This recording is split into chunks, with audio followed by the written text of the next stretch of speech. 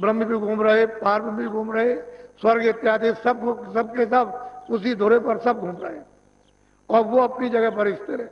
इस तरह से तो वो एक चिन्ह है कि देखो ऊपर से धार आई हुई है और अंतर आंखों के सामने वो टिकी हुई है। जब दिव्य दृष्टि ज्ञान चक्षु तीसरा नेत्र है जब खुलता है तब वो दिखाई देती है, उसी को कहते हैं चरण कमल।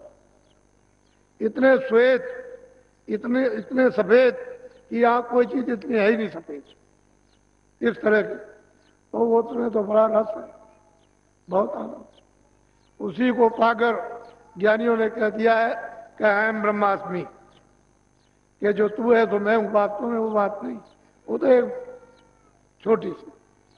उसी को देख करके इतने मस्त हो गए कि और किसी को नहीं। उसके आगे तो वहां से तो चाल शुरू होती है, डोरी को पकड़ लोगे वहीं से सब झनकारें, वहीं से सब आवाजें, वहीं से अमृत चूना शुरू हो जाता है और सूरत उसी को पी करके प्रोड़ होती है मजबूत और चल पड़ती है। तो ऐसे नहीं, महापुरुषों की कृपा से। बोलो।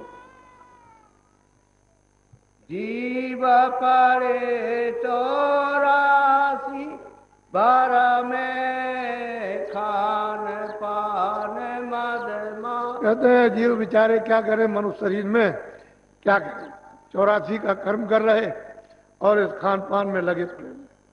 आखिर में जब जाएंगे तो सीधे 4 खानों में 84 लक्ष्योनियों में काटो पीटोगे, मारोगे, इन आत्माओं को सताओगे और शुद्ध आहार करोगे तो सीधे नरक, सीधे। ऐसे ऐसे घोर नरक हैं कि जितना ये देश है पूरा, इतना तो वहां एक खंबा है आग से जलना, आग से, यानी जितना ये देश उतना एक खंबा है ऐसा खड़ा हुआ और आग धधक रही है।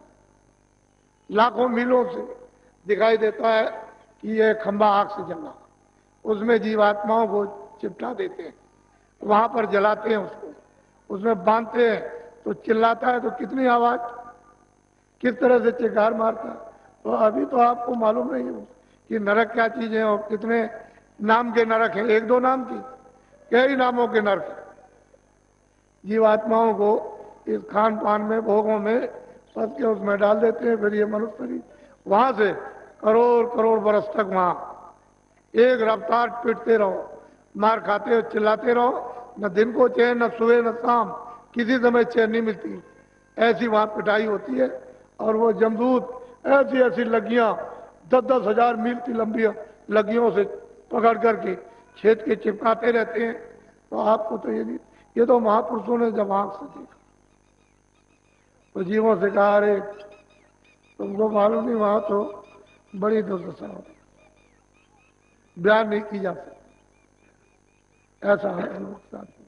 तो कहते हैं तुम भोगों में, इसमें तुम लिप्त हो गए और 4 खानों का 84 लक्ष्योनी नरकों का रास्ता खोल लिया। अब कौन बचाएगा? अब ये सोचो, तो मतलब है कोई बचा नहीं। ये बेचारे जो जल में जीव रहते थे, आपको देख करके डरते नहीं थे, उनको तो किसी को रहने नहीं दिया, सांप को निकाल कर सफाई कर दिया।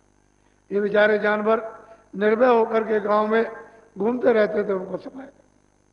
पंछी जो है तुम्हारे घरों में बैठे रहते थे, कहीं कुछ नहीं था और उनको भी साफ कर दिया। अब ये हालत हो गई तो आखिर मनुष्य क्या हो गया? मनुष्य तो ना, ये तो भोग जो है बिल्कुल पशु अज्ञान। आप तो मनुष्य थे, आपका भोग तो ज्ञान का होता, लेकिन भोग हो रहा अज्ञान का, तो आखिर में क्या होगा? दशा ये होगी और आपको कोई रास्ता मिला नहीं। बोलो। हाँ। मान मनी का रोग पसरिया बड़े बने दिन। अब महापुरुष कहते हैं क्या जीव बेचारे झूठा मान, मान मनी का तमाम, मेरा मान करो, मेरा मान करो, इसका इसी में सब जीव बेचारे उलझ गए और बड़े बनने लगे, मार खाने लगे। जो बड़ा बना वो मार खा। अरे भाई यहाँ तो सबकी एक ही घाट की दशा है, क्योंकि मौत के घाट पर तो कोई किसी का नहीं, सबको वही शमशान भूमि पहुंचाना, हम भी तो जाएंगे। हम कौन पट्टा लिखा के आए, अरे किराए के मकान में आए, अपना काम कर लो, यही बहुत सारी है।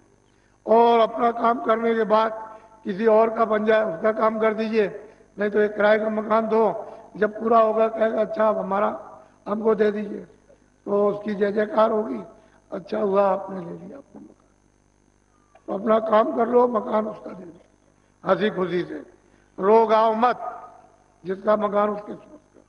तब तुम बड़े बुद्धिमान और चतुर हो, और तुमने बुद्धि से काम ले लिया, और तुमने अपना काम नहीं किया। और जब वो आया कि मकान दो, तो रोने चिल्लाने लगे, कहले ऐसा नहीं वैसा नहीं, अभी नहीं जब नहीं, अभी तो कब। वो तो घाट सबका एक ही है, दो घाट नहीं है, लेकिन जो जीते जी मर जाते